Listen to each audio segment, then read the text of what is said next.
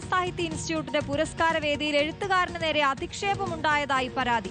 പുരസ്കാര ജേതാവായ novelist Sreejith മൂത്തേടത്താണ് institute director പള്ളിയറ ശ്രീധരനെതിരെ രംഗത്തെത്തിയത്.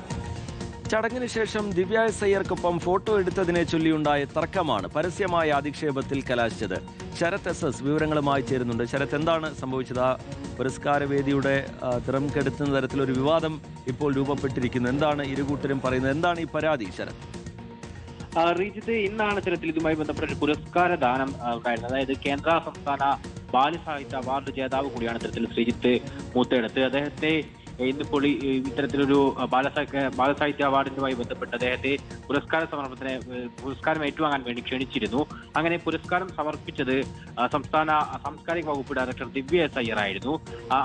അവർക്കൊപ്പം ആ സമയത്ത് തന്നെ ചിത്രമെടുക്കുകയും ചെയ്തു. പക്ഷേ പിന്നാലെ വൈകിട്ട് ഈ പരിപാടി കഴിഞ്ഞ് മടങ്ങിയ ശേഷം അദ്ദേഹത്തെ ഈ ബാലസാഹിത്യ ഇൻസ്റ്റിറ്റ്യൂട്ട് ഡയറക്ടറായ പള്ളിയറ ശ്രീധരൻ ഇത്തരത്തിൽ വിളിച്ച് അധിക്ഷേപിച്ചു എന്നുള്ളതാണ് പറയുന്നത്.